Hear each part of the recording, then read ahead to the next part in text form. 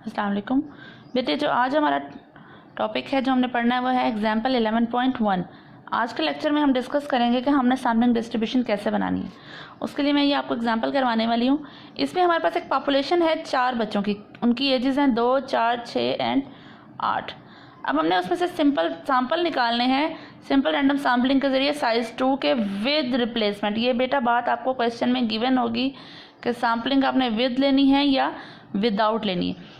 If x is the age of the child, हमने उसके according क्या करना है कि हमने फिर फाइंड आउट करना है theoretical sampling distribution of x bar, the mean age of the 2 children in a sample, the mean variance and standard deviation of x bar and the mean variance and standard deviation of the population. तो सबसे पहले तो हम बेटे इसमें part number 3 कर लेते हैं जो सबसे ज़्यादा हमारे करीब तरीन है। क्या है, और सॉरी उसमें ये भी कहा है कि उसमें वेरीफाई करें ये रिजल्ट्स भी।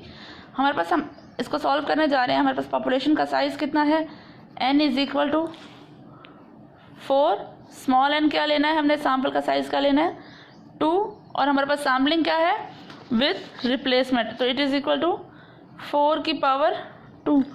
n की पावर n होती है ना विद रिप्लेसमेंट में, तो क्या होगी 4 4s are 16 हमारे पास टोटल सैम्पल्स बनेंगे। ठीक है, और हमारे पास जो पॉपुलेशन है उसका अगर हम अपने पॉपुलेशन का मीन लेना चाहें तो हमारे पास क्या आता है, पॉपुलेशन हमारे पास जो वेरिएबल्स हैं वो है 2, 4, 6 एंड 8। पॉपुलेशन का mean mu is equal to आपको याद होगा summation x over capital N लेना है। 2 जमा 4 जमा 6 जमा 8 क्या बना, 6 4 10, 8 और 2 ये बना 20 ओवर हमारे पास कैपिटल N क्या है 4, तो हमारे पास पॉपुलेशन मीन निकला 5। इसी तरह अगर हमने सिग्मा लेना है, सिग्मा स्क्वायर क्या होता है समेशन x माइनस म्यू का स्क्वायर ओवर कैपिटल N। ठीक है, अब हमारे पास जो वैल्यूज़ हैं हर वैल्यू में से हमने इसको माइनस करना है और उसका स्क्वायर लेना। 2 - 5 क्या आ गया, पहले एज पर फॉर्मूला लिख के चले ना, 2 - 5 क्या हुआ -3 का स्क्वायर क्या हुआ 9, प्लस 4 - 5 क्या हुआ 1, -1 का स्क्वायर क्या हुआ 1, 6 - 5 1 का स्क्वायर 1, प्लस क्या हुआ ये 8 - 5 क्या हुआ 3 का स्क्वायर क्या हुआ 9। अब इन सबको जमा करें ओवर 4 लिखते हैं इसको। ठीक है, ये क्या बन गया 20 ओवर 4 क्या बन गया 5, तो यानी कि इसका मीन भी 5 और इसका सिग्मा स्क्वायर भी 5 आया, और जो इसका सिग्मा है वो क्या आएगा फिर √5, it is equal to 2 point something जो आगे हमारी वैल्यू होगी ऑलमोस्ट 2.24 होगा। ठीक है, इसका सैम्पल हम बनाने जा रहे हैं। सैम्पल हमारे पास बनेंगे 4 की पावर 2 इज इक्वल टू 16। तो हमारे पास जो वैल्यूज़ हैं 2, 4, 6 और 8। अब बेटा इसका सैम्पल क्या बनेंगे, पहले विद रिप्लेसमेंट बनाने हैं। विद रिप्लेसमेंट का मतलब है कि जब हमने उसको ले लेना है सैम्पल दोबारा उसमें डाल देना है। एक तो बन जाएगा 2 2, एक क्या बन जाएगा फिर 2 4। ठीक है, बल्कि अगर आप इसको इस तरह से ना बनाएं दूसरी तरह से बना लें। हाँ जी, 2 2 एक सबसे पहला सैम्पल, फिर नेक्स्ट बनेगा हमारे पास 2 and 4, फिर नेक्स्ट क्या बनेगा हमारे पास 2 and 6, फिर बनेगा 2 and 8। ठीक है, फिर बनेगा हमारे पास 4 and 2, 4 and 4, 4 and 6, 4 and 8। ठीक है, नेक्स्ट बनेगा हमारे पास 6 2, 6 4 आएगा इसमें, फिर 6 6 और फिर 6 8।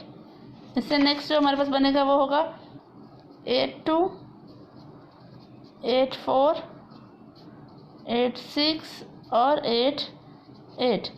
अब हमने बेटा सैम्पल्स की सैम्पलिंग डिस्ट्रीब्यूशन ऑफ हमें मीन्स चाहिए। सैम्पल का मीन कैसे निकलेगा बेटा, आपकी बुक में तो एक स्टेप फॉरवर्ड किया हुआ है कि इसका पहले सम भी लिखा है, मैं आपको डायरेक्ट करके बता रही हूँ। 2 and 2 क्या होगा 4 डिवाइडेड बाय 2 क्या होगा, क्योंकि हमने सैम्पल को उसके देखो ये होगा ना summation x over small n करना है। कैसे आएगा 2 + 2 4/2 नीचे क्या होगा तो क्या होगा 2, 2 + 4 6, 6/2 क्या होगा 3, 2 + 6 8, 8/2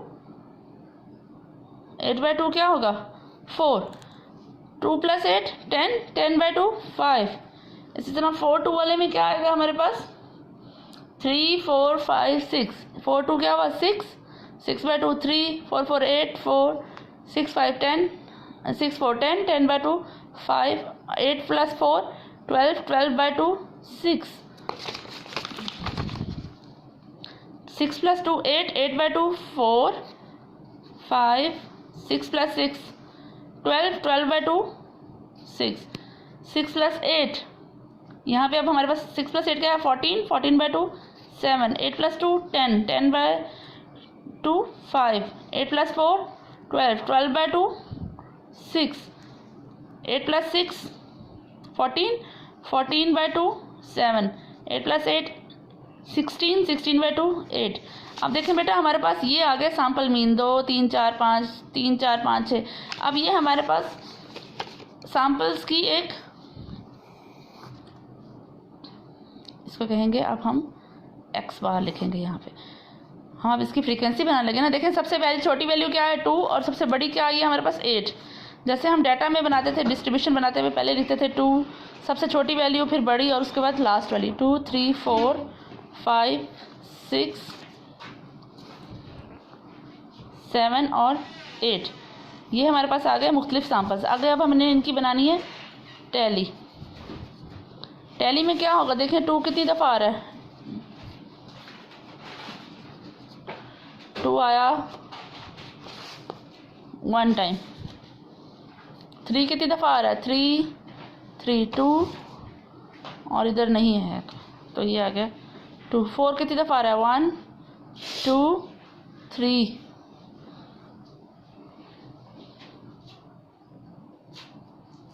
5 कितनी दफ़ा आ रहा है 1 2 3 4, 6 कितनी दफ़ा आ रहा है 1 2 and 3, 7 आ रहा है 1 and 2 टाइम्स और 8 कितनी दफ़ा आ रहा है 1 टाइम। अगर अब आप बेटा इस टैली को या फ्रीक्वेंसी को सम करें तो इसका सम क्या बनता है 2 + 1 3, 3 + 3 6, 6 + 4 10, 10 + 3 13, 13 + 2 15 और 15 + 1 16। यानी कि जितना हमारा सैम्पल का साइज़ था हमारा टैली भी उसके बराबर बन गया। अगर अब हम इसकी पी ऑफ एक्स यानी कि जो हम सैम्पल में बनाते होते थे प्रोबेबिलिटी में प्रोबेबिलिटी ऑफ एक्स बनाते थे, या अब हमारे पास ये क्या आ जाएगा एफ इंटू नेक्स्ट कॉलम हो जाएगा एफ इंटू एक्स बार। क्या होगा 2 1 2, ठीक है। ये क्या बन गया हमारे पास एफ इंटू एक्स बार। एफ इंटू एक्स बार क्या बनेगा 1/16। ये देखें ना, इसको इससे कर दें प्रोबेबिलिटी बनाने के लिए, या पी ऑफ एक्स बार जो बनता था 2/16 3/16 4/16 3/16 2/16 और 1/16। आप इसको ऐसे भी कर सकते हैं या डायरेक्ट इन दोनों को मल्टीप्लाई करके एट द एंड भी 16 ले सकते हैं, ठीक है। जैसे वो डायरेक्ट क्या होगा 2 1 2 3 2 6 2/16 6/16। ये अब इस कॉलम की हेडिंग होगी x bar into p of x bar, ठीक है। आपको याद होगा ना क्या करते थे हम फ्रीक्वेंसी और इसको मल्टीप्लाई करते थे, इसको हमने पी ऑफ एक्स बार भी लिखना है, ठीक है, या x bar into f of x bar, ठीक है। ये भी आप कर सकते हैं। 6/16 3 3 क्या हुआ 9/16 सॉरी 3 4 आ रहा है 3 4 12/16 4 5 20/16 15/16 3 into 6 18/16 फिर क्या है 14/16 और फिर क्या है 8/16। अगर अब आप इस सारे को देखें तो ये क्या बन जाता है हमारे पास 80/16। तो हमारे पास म्यू क्या निकल आया, म्यू ऑफ एक्स बार निकलता है, असल में हमारे पास होता है summation x bar into f of x bar या पी ऑफ एक्स बार, तो वो क्या था, समेशन निकला है। ये ऑलरेडी हमने क्या किया इसको 80 इंटू 16, 80 ओवर 16, ये हमारे पास निकला है जी 5, इट इज़ इक्वल टू 5। अब हम इसका देखें, अगर हम वेरिएंस लेना चाहें तो हमारे पास वेरिएंस का फॉर्मूला क्या है, sigma square over x bar it is equal to x bar into p of या एफ ऑफ एक्स बार, ठीक है, एक्स बार का स्क्वायर। यहाँ मैंने पी लिखा है, यहाँ मैंने एफ लिखा है, इससे कंफ्यूज मत होइएगा, ये दोनों एक ही चीज़ है। आप यहाँ पे भी यही लिख लें, यहाँ पे अब आएगा एक्स बार का square into p of x bar. वो लेने के लिए बेटा इसी टर्म को दोबारा से आप एक्स बार से मल्टीप्लाई कर देंगे तो एक्स बार और एक्स बार क्या हो जाएगा, स्क्वायर हो जाएगा। इसका आंसर आएगा जी 4 ओवर 16, 18 ओवर 16, 48 ओवर 16, ठीक है। अब ये क्या है जी 20 into 5, 100 over 16, 108 over 16, 98 over 16 and 64 over 16, ठीक है।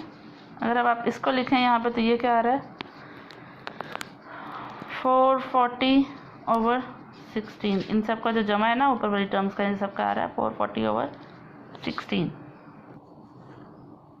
अच्छा जी, सिग्मा स्क्वायर के लिए हमने क्या किया, एक्स बार का square into p of x bar minus mu of x bar, जो हमने ये वाला लिया था म्यू ऑफ एक्स बार, ये क्या आया इसका स्क्वायर। अब हमारे पास ये आ गया था 440 ओवर 16, इसमें से हम माइनस कर देंगे यहाँ पे 5 का स्क्वायर, ठीक है। इसको सॉल्व आउट करें तो ये क्या बन जाता है आपके पास एट द एंड 2.5, ठीक है। हमारे पास सिग्मा स्क्वायर ऑफ एक्स क्या निकला है 2.5 और ये म्यू ऑफ एक्स बार निकला है 5। जबकि आपको याद होगा कि हमने कहा था mu of x bar is equal to mu, it is equal to क्या हो गया, ये बात हमने वेरीफाई करनी थी, mu of x bar is equal to 5। ये यहाँ पे वेरीफाई हो रही है कि हमारे पास जो सैम्पल का मीन था और जो पॉपुलेशन में से पॉपुलेशन का मीन था वो किसके बराबर हो गए 5 के। इसी तरह अब हमारे पास ये डिस्ट्रीब्यूशन थी विद रिप्लेसमेंट, तो आपने पढ़ा था थ्योरम में पीछे, वो क्या था mu sigma square of x bar is equal to sigma square over n. Sigma square x bar हमारा निकला है यहाँ पे 2.5, ठीक है, ये हमारे पास निकला है 2.5। तो जो 2.5 आया और ये क्या था पॉपुलेशन के वेरिएंस को डिवाइडेड बाय आप कर दोगे 2, पॉपुलेशन का वेरिएंस हमारा निकला था यहाँ पे 5, ठीक है, ये वाला 5, ठीक है। इस 5 को जब 2 से डिवाइड किया तो ये बन गया हमारे पास 2.5।